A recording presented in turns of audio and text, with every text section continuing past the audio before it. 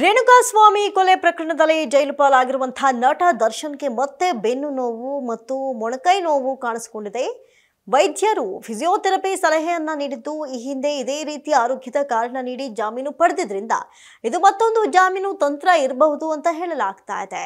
ನಟ ದರ್ಶನ್ಗೆ ಜೈಲಿನಲ್ಲಿ ಮತ್ತೆ ಅನಾರೋಗ್ಯ ಕಾಡ್ತಾ ಇದೆಯಾ, ಆಗಿದ್ದೇನು, ಅಧಿಕಾರಿಗಳು ಈ ಬಗ್ಗೆ ಹೇಳ್ತಾ ಇರೋದೇನು, ಹೇಳ್ತಾ ಹೋಗ್ತೀನಿ. ನೀವು ನೋಡ್ತಾ ಇದ್ದೀರಾ ಸ್ಪೀಡ್ ನ್ಯೂಸ್ ಕನ್ನಡ. ನಾನು ಅಮೃತ ಶ್ರೀಕಂಠ. ಜೈಲಿನಲ್ಲಿ ಓಡಾಡೋದಕ್ಕೆ ಅವಕಾಶ ಕೊಡ್ತಾ ಇಲ್ಲ. ಕ್ವಾರಂಟೈನ್ ಸೆಲ್ನಲ್ಲಿಟ್ಟಿದ್ದು, ಸರಿಯಾಗಿ ಗಾಳಿ ಬೆಳಕು ಏನೂ ಇಲ್ಲ, ಹಾಸಿಗೆ ದಿಂಬು ಸೌಲಭ್ಯವೂ ಕೊಡ್ತಾ ಇಲ್ಲ ಅಂತ ಜೈಲಾಧಿಕಾರಿಗಳ ವಿರುದ್ಧ ದರ್ಶನ್ ಪರ ವಕೀಲರು ವಾದಿಸಿದ್ದಂಥ ಕಾರಣ ಇಂದು ಕೋರ್ಟ್ ಅಧಿಕಾರಿಗಳು ಪರಿಶೀಲನೆಯನ್ನ ನಡೆಸಿದ್ದಾರೆ. ದರ್ಶನ್ ಅವರ ಮನವಿಯ ಮೇರೆಗೆ ಸಿ.ವಿ. ರಾಮನ್ ಆಸ್ಪತ್ರೆಯ 4 ವೈದ್ಯರು ಜೈಲಿಗೆ ಆಗಮಿಸಿ ತಪಾಸಣೆಯನ್ನ ನಡೆಸಿದ್ದಾರೆ. ತಪಾಸಣೆಯ ನಂತರ ದರ್ಶನ್ ಅವರಿಗೆ ವಾರಕ್ಕೆ ಕನಿಷ್ಠ 4 ಬಾರಿ ಫಿಸಿಯೋಥೆರಪಿ ಅವಶ್ಯಕತೆ ಇದೆ ಅಂತ ವೈದ್ಯರು ಸಲಹೆ ನೀಡಿದ್ದಾರೆ. ಬೆನ್ನು ನೋವಿನ ಜೊತೆಗೆ ಈ ಹಿಂದೆ ಕಾರು ಅಪಘಾತದಲ್ಲಿ ಗಾಯಗೊಂಡು ಶಸ್ತ್ರಚಿಕಿತ್ಸೆಗೆ ಒಳಗಾಗಿದ್ದಂತಹ ಬಲಗೈ, ದರ್ಶನ್ ಅವರ ಬಲಗೈ ಮೊಣಕೈಗೆ ಮತ್ತೆ ನೋವು ಕಾಣಿಸಿಕೊಂಡಿದೆ. ಪ್ರಸ್ತುತ ಜೈಲಿನಲ್ಲಿ ನೆಲದ ಮೇಲೆ ಮಲಗ್ತಾ ಇರೋದ್ರಿಂದ ಈ ನೋವು ಮರುಕಳಿಸಿದೆ ಅಂತ ದರ್ಶನ್ ಹೇಳಿದ್ದಾರೆ. ಇನ್ನು ಈ ಹಿನ್ನೆಲೆಯಲ್ಲಿ ಸಿ.ವಿ. ರಾಮನ್ ಆಸ್ಪತ್ರೆಯ ವೈದ್ಯರು ಮೊಣಕೈ ಮತ್ತು 2 ಬೆರಳುಗಳಿಗೆ ಸೂಕ್ತ ಚಿಕಿತ್ಸೆ ನೀಡೋದಕ್ಕೆ ಮುಂದಾಗಿದ್ದಾರೆ. ಆದರೆ ನಟ ದರ್ಶನ್ ಅವರಿಗೆ ಈಗ ಬೆನ್ನು ನೋವು ಮರುಕಳಿಸಿರೋದು ಹಳೆಯ ಘಟನೆಯೊಂದನ್ನು ನೆನಪಿಸ್ತಾ ಇದೆ. ಈ ಹಿಂದೆ ಇದೇ ಕೇಸ್ನಲ್ಲಿ ಬಳ್ಳಾರಿ ಜೈಲಿನಲ್ಲಿ ಇದ್ದಾಗಲೂ ಕೂಡ ದರ್ಶನ್ ಅವರು ಬೆನ್ನು ನೋವು ವಿಪರೀತವಾಗ್ಬಿಟ್ಟಿದೆ, ಶಸ್ತ್ರಚಿಕಿತ್ಸೆ ಮಾಡಿಸ್ಕೊಳ್ಳಲೇಬೇಕು ಅಂತ ಮಧ್ಯಂತರ ಜಾಮೀನನ್ನ ಪಡೆದು ಬೆಂಗಳೂರಿಗೆ ಬಂದಿದ್ರು. ಆಗ 5 ವಾರಗಳ ಕಾಲ ಆಸ್ಪತ್ರೆಯಲ್ಲಿ ವಿಶ್ರಾಂತಿಯನ್ನ ಪಡೆದುಕೊಂಡ್ರು. ಯಾವುದೇ ಶಸ್ತ್ರಚಿಕಿತ್ಸೆಯನ್ನ ಮಾಡಿಸಿಕೊಂಡಿರಲಿಲ್ಲ. ಬಳಿಕ ಹೈಕೋರ್ಟ್ನಿಂದ ಎಲ್ಲಾ ಆರೋಪಿಗಳಿಗೆ ಜಾಮೀನು ಮಂಜೂರಾಗಿತ್ತು.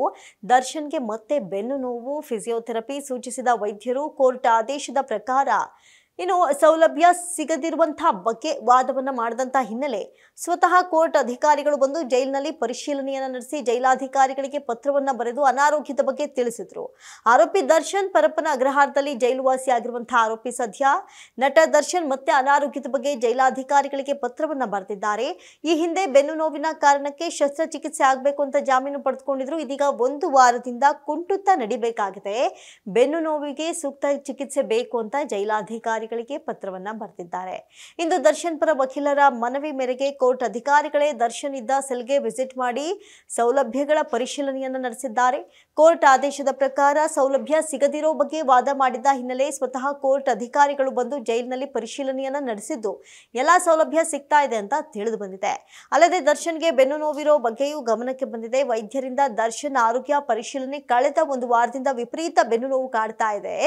ಬೆನ್ನು ನೋವು ಹಾಗೂ ಮೊಣಕೈ ನೋವು ಇದೆ, ಚಿಕಿತ್ಸೆ ಬೇಕು ಅಂತ ಅಧಿಕಾರಿಗಳಿಗೆ ದರ್ಶನ್ ಪತ್ರವನ್ನ ಬರೆದಿದ್ರು.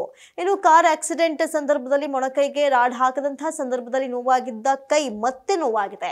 ನೆಲದ ಮೇಲೆ ಮಲಗ್ತಾ ಇರುವಂತಹ ಹಿನ್ನೆಲೆ ಈ ಒಂದು ಕೋಲ್ಡ್ಗೆ ಕೈ ಮರಗಡ್ತಾ ಇದೆ ಅಂತ ಹೇಳಿದ್ದಾರೆ. ಇದಕ್ಕೆ ಜೈಲಾಧಿಕಾರಿಗಳು ಸಿ.ವಿ. ರಾಮನ್ ಆಸ್ಪತ್ರೆ ವೈದ್ಯರಿಗೆ ಬಂದು ಪರಿಶೀಲನೆ ನಡೆಸುವಂತೆ ಹೇಳಿದ್ರು. ಪರೀಕ್ಷೆ ನಡೆಸಿದಾಗ ಬೆನ್ನು ನೋವಿರೋದು ನಿಜ ಅಂತ ಗೊತ್ತಾಗಿದೆ.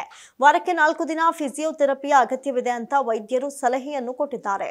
ಸದ್ಯ 4 ದಿನಕ್ಕೆ ಬದಲಾಗಿ 2 ದಿನ ಫಿಸಿಯೋಥೆರಪಿಗೆ ಅನುಮತಿ ಸಿಕ್ಕಿದೆ. 1 ಬಾರಿ ಜೈಲಿನಲ್ಲಿ ಫಿಸಿಯೋಥೆರಪಿ ಕೂಡ ಈಗ ಆಲ್ರೆಡಿ ಮಾಡಲಾಗಿದೆ ಅಂತ ಕೂಡ ಗೊತ್ತಾಗ್ತಾ ಇದೆ. ಈ ಹಿಂದೆ ಬೇಲ್ ಕೋರಿಕೆ ಮನವಿ ಮಾಡಿದಂತಹ ಸಂದರ್ಭದಲ್ಲೂ ಕೂಡ ಪಾರ್ಶ್ವವಾಯು ಆಗುವಂತಹ ಸಾಧ್ಯತೆ ಇದೆ ಅಂತ ವಾದನೆ ಮಾಡಿದ್ರು. ಈ ಹಿಂದೆಯೂ ಕೂಡ ಬೆನ್ನು ನೋವು ಕಾಡಿತ್ತು. ಈ ಹಿಂದೆ ಮಧ್ಯಂತರ ಜಾಮೀನನ್ನ ಕೂಡ ಪಡೆಯೋದಕ್ಕೆ ಬೆನ್ನು ನೋವಿನ ಶಸ್ತ್ರಚಿಕಿತ್ಸೆ ಅಗತ್ಯ ಇರೋ ಬಗ್ಗೆ ಕಾರಣವನ್ನ ಕೊಟ್ಟಿದ್ರು. ನಂತರ ಜಾಮೀನು ಸಿಕ್ಕಿ ಆಸ್ಪತ್ರೆ ಸೇರಿದ್ದು. ಆದ್ರೆ ಆ ಬಳಿಕ ಶಸ್ತ್ರಚಿಕಿತ್ಸೆ ಏನೂ ಮಾಡ್ಕೊಂಡಿರಲಿಲ್ಲ, ಕೇವಲ ಫಿಸಿಯೋಥೆರಪಿ ಮಾಡಿಸ್ಕೊಂಡಿದ್ರು. ನಂತರ ಈ ಪ್ರಕರಣ ಸುಪ್ರೀಂ ಕೋರ್ಟ್ನಲ್ಲಿ ಪ್ರಶ್ನಿಸಿ ಬೇಲ್ ಕ್ಯಾನ್ಸಲ್ ಆಗಿ ಮತ್ತೆ ಜೈಲು ಪಾಲಾಗಿರುವಂತಹ ದರ್ಶನ್ ಇದೀಗ ಬೆನ್ನು ನೋವು ಅಂತ ಇರೋದು ನೆಕ್ಸ್ಟ್ ಯಾವ ಹಂತಕ್ಕೆ ತಲುಪುತ್ತೆ ಕಾದು ನೋಡಬೇಕು. ಇದಾಗಿತ್ತು ಕ್ಷಣದ ವಿಶೇಷ. ನೋಡ್ತಾ ಇರಿ ಸ್ಪೀಡ್ ನ್ಯೂಸ್ ಕನ್ನಡ. ಸುದ್ದಿ ನಿಮ್ದು, ಬೇಗ ನಮ್ಮದು.